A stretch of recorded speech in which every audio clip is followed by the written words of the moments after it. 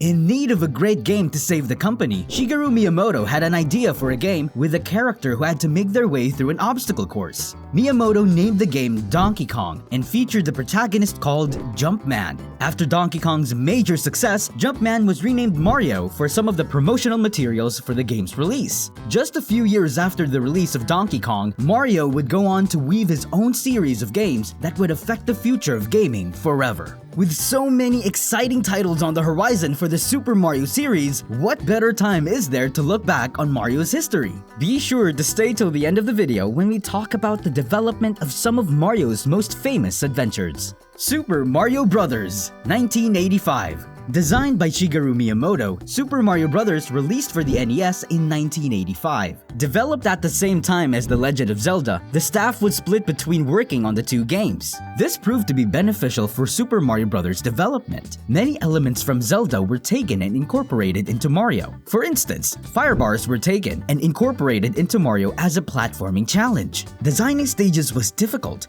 due to the lack of a level creating tool. Miyamoto worked closely with the staff to draw levels on graph paper and then program it into the game. For any edits made to the level, another sheet of paper was laid over the original drawing to add changes without harming the original document. The final product was a fun and challenging platformer that introduced the world to Super Mario. Players took control of Mario on his first adventure to save Princess Toadstool from the clutches of King Koopa. Super Mario Bros. 2, 1988. Released in 1988 for the NES, Super Mario Bros. 2 took the franchise in an odd direction. This game is essentially a rebranded version of a game called Yume Koho Doki Doki Panic. The decision to use this game as the basis of Mario Bros. 2 was due to the fact that Nintendo believed it would be more enjoyable for those outside of Japan. While the game is certainly fun, it takes a huge departure from the gameplay seen in Mario Bros. 1. This game featured multiple playable characters, the ability to pick up and throw items, and the ability to explore vertically scrolling levels. Despite the radical changes made to the Mario formula, this entry is beloved by many fans. It also served as the introduction to many iconic Mario characters such as Birdo and Shy Guy.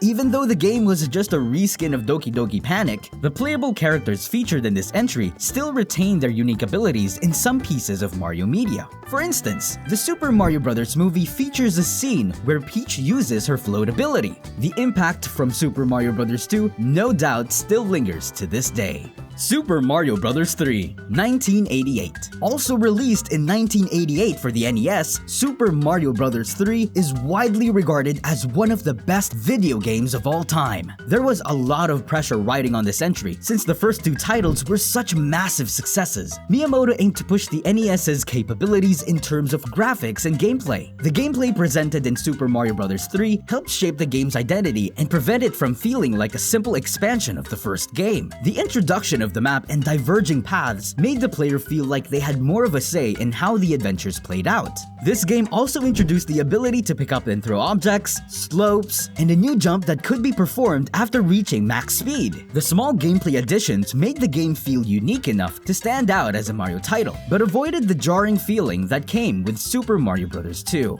Super Mario World, 1990. Released in 1990 for the SNES, Super Mario World was the first game designed specifically for the SNES console. Development focused on showcasing the SNES capabilities as well as building off the success of previous titles. Super Mario World kept mechanics from Super Mario Bros. 3, like the running jump and the ability to pick up and throw objects. This entry expanded on Mario's moveset and gave him the ability to perform the spin jump. This move allowed Mario or Luigi to bounce on spiky hazards without taking damage. There is also the cape feather, which granted Mario or Luigi a cape that allowed them to fly through levels. Miyamoto had stated that the design staff wanted to have Mario ride a horse. This didn't seem technically possible for the SNES, so the team tried to use a crocodile instead. This also felt strange, which led to the creation of Mario's prehistoric pal, Yoshi. This game was certainly amazing in its own right, but you can't help but think about how much that lovable green dinosaur affected the popularity of this game.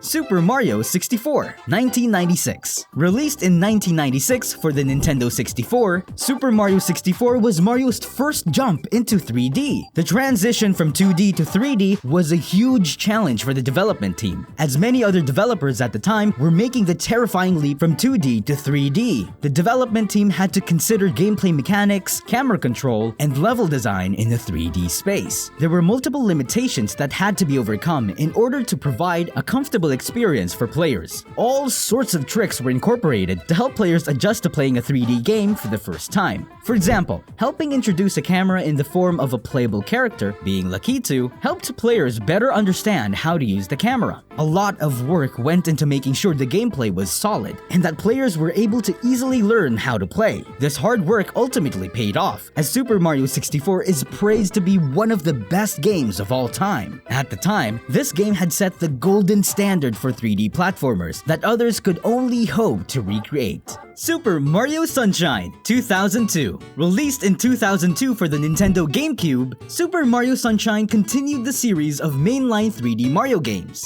Directed by Yoshiaki Koizumi, this entry incorporated water-based gameplay mechanics with the addition of FLUDD. The development team had difficulty in trying to create levels that took advantage of FLUDD and how this can be used in various puzzles. FLUDD was used in-game to wash away pollution and for platforming. FLUDD allowed players to make more precise jumps with the hover nozzle and take more risks while platforming. The use of water to fuel FLUDD also added light resource management elements to help make FLUDD feel less overpowered. Super Mario Sunshine was a well-received game, but still stands as somewhat divisive among all 3D Mario entries. Many feel negative towards the inclusion of FLUDD and the difficulty of certain missions. Some fans feel the most enjoyable aspects of Sunshine are the stages where FLUDD is taken away from Mario, offering a more traditional platforming-focused mission. Super Mario Galaxy 2007. Released in 2007 for the Nintendo Wii, Super Mario Galaxy took a huge leap with its use of motion controls and gravity-based gameplay. Another entry directed by Koizumi, this game was designed around motion controls and sought to take advantage of the Wii's other hardware capabilities. The development team for Galaxy struggled with adding the gravity mechanics to make the game feel less clunky and awkward. The ability to run around the surface of a planet or object and leap to another object's field of gravity was not easy to implement. Staff was concerned about players developing motion sickness, so player feedback during testing was invaluable. Mario Galaxy also introduced Princess Rosalina, a now major character that's playable in numerous Mario titles. The backstory of Rosalina offered a depth of storytelling that's not often found in Mario games. Many even claim the storybook detailing Rosalina's history to be their favorite part of the game. Enjoying the trip down memory lane? Be sure to like and subscribe for more Mario-related content. New Super Mario Bros. Wii 2009. Released in 2009 also for the Wii, New Super Mario Bros. Was a return to form for the Mario series. Directed by Takashi Tezuka, this game featured a new take on the classic Mario gameplay while also adding in multiplayer elements. The inclusion of local multiplayer was the most exciting part for this entry prior to release, since older Mario games featuring a two-player mode simply had players switch each time they died. Being able to play with so many people at the same time was unheard of. This game also pleased many fans who enjoyed the gameplay of titles like Super Mario World. Since so many companies hopped on the trend of 3D games, there was a brief period where 2D games were scarce. Being able to play a modern Mario game with the core gameplay mechanics of older Mario games sounded like a dream come true. Miyamoto had been experimenting with multiplayer in Super Mario games for a long time, originally planning for multiplayer in titles as early as Super Mario 64. Finally, being able to create a game where a group of players can all take part in the action was a long time coming for the series. Super Mario 3D Land 2011. Released in 2011 for the 3DS, Super Mario 3D Land was a game that blended together elements of 2D and 3D Mario games. Directed by Koichi Hayashida, this game was intended to be a fresh take on 3D Mario. The main goal of the design team for this game was to reinvent the conventions of what makes a 3D Super Mario title. The team designed short pick-up-and-play levels that were suitable for the 3DS. The developers wanted this game to become an entry entry point for those that like 2D Mario but were hesitant to try the 3D installments. This game lacks the level of exploration found in games like Super Mario 64 and instead opts for a more linear design. Development was staggered because of the 2011 Tohoku earthquake and tsunami. This left developers scrambling to find ways to comfortably complete the game. Hayashida decided to share his personal contact information with other members of the development team to continue work on the game. The developers were luckily able to finish the game for the holiday season. Paper Mario Sticker Star 2012. Released in 2012 for the 3DS, Paper Mario Sticker Star was a long-awaited sequel to the Paper Mario series. Directed by Naohiko Aoyama, this game sought to introduce new gameplay mechanics while capturing the charm of previous Paper Mario games. When a demo of this game was revealed to Miyamoto, he was reportedly unimpressed and saw the game as being too similar to Paper Mario: The Thousand-Year Door. After requesting the development team to make bigger changes, they looked deeper on the sticker mechanic they were working on. Initially being used for puzzles, stickers were expanded upon to be used for combat. The partner system was abandoned, and so were other traditional RPG mechanics like experience and stat building. Miyamoto also asked developers to only use pre-established Mario characters in this entry.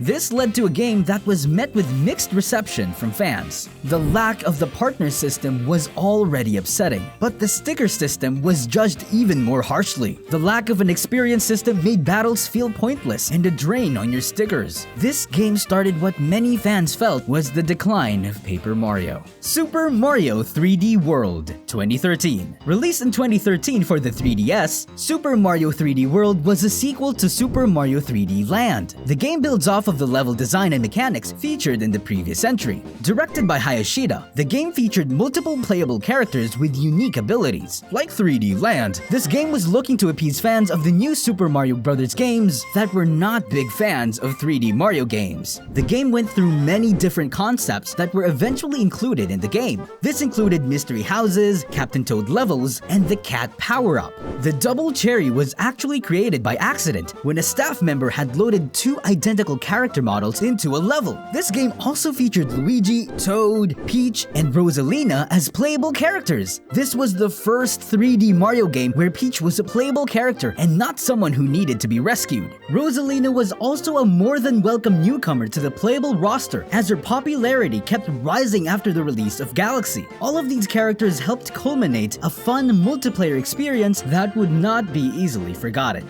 Super Mario Odyssey 2017. Released in 2017 for the Nintendo Switch, Super Mario Odyssey was the greatly anticipated sequel to 3D Mario titles similar to Sunshine and Galaxy. The game focused on the brand new capture mechanic, which allowed Mario to take control of various objects and enemies. Development began after the release of 3D World. Kenta Motokura, another director for 3D World, revealed that the capture mechanic was created very early on in development. After only playtesting this mechanic for a few days, the team decided it was worth building a whole game around. Many other ideas conceived early in development were also brought over to the final release, such as the idea of different kingdoms functioning as levels. The theme of Odyssey relied heavily on travel, which influenced the design of each level. For example, the Sand Kingdom was heavily inspired by Matokura's trip to Mexico. The Luncheon Kingdom was inspired by Italy and various European countries. Small details like varying currency for each kingdom help the game feel like these worlds are all different. Developers went a long way in making the game feel like an actual odyssey around the globe. Super Mario Maker 2 2019.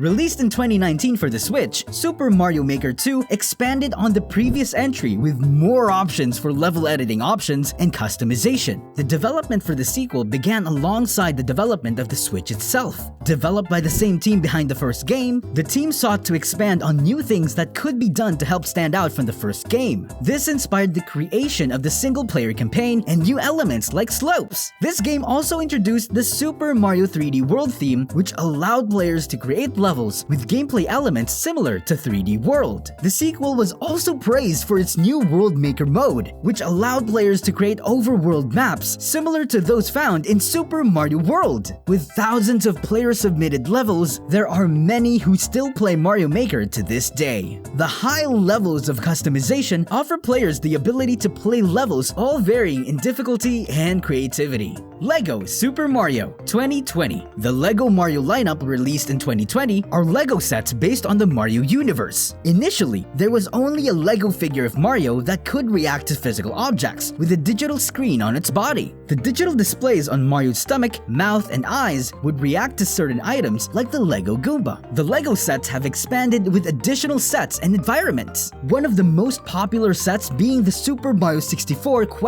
Block set. This set is full of references to Super Mario 64. Levels such as Cool Cool Mountain, Bob-omb Battlefield, and Lethal Lava Land make an appearance on this set. Now, many more LEGO figurines based on the Mario universe are available. There are the LEGO Luigi and Peach figures that feature the same screen technology seen on LEGO Mario. To this day, LEGO sets featuring Mario enemies, power-ups, and new locations are still being sold. Super Mario 3D World plus Bowser's Fury 2021. Released in 2021 for the Switch, Super Mario 3D World plus Bowser's Fury was a Switch port of the original 3D World with some gameplay tweaks and a new game mode. While this game was mostly similar to the original on the Wii U, this game made some quality of life updates to make the experience a lot smoother. One of these changes was a small speed boost added to the characters to help with overall pacing. Another change was the addition of multiplayer for all Captain Toad levels. And speaking of multiplayer, the Switch port also added online multiplayer. While it's not perfect by any means, it was exciting to see online co-op since so many of Nintendo's games prioritize local multiplayer. The major attraction of this port was the new Bowser's Fury game mode. This added mode followed Mario as he teamed up with Bowser Jr. to return Fury Bowser to normal. The gameplay was much more similar to mainline 3D Mario titles, where Mario could explore a sandbox-like world in search of collectibles. The use of 3D World's power-ups and gameplay mechanics in platforming challenges was a refreshing and enjoyable experience. The Super Mario Bros. Movie 2023. Released in 2023, the Super Mario Bros. Movie is one of the highest-grossing films worldwide. Announced in January of 2018, Nintendo had closed the deal with Illumination to create a Super Mario Bros. Film. The September 23, 2021 Nintendo Direct featured Miyamoto speaking directly about the film. The film was initially planned to release in the 2022 holiday season. The English voice cast was also introduced in this Direct, which shocked many. After a delay, the film would finally release on March 23, 2023. The film was met with mixed reviews from critics, but was met with extreme financial success. Just days after the film's release, spin-off movies and sequels were already being discussed. Whatever your stance may be on the film, it was no doubt a huge success for Nintendo. And with that, we have gone over Mario's colorful history. Hopefully you feel inspired to dig through Mario's history as we await the release of Super Mario Bros. Wonder. What did you like more about Mario's past? The large sandbox-like 3D games, or the traditional 2D side-scrollers? Let us know in the comments. Make sure to like and subscribe if you want to see future Nintendo-related content.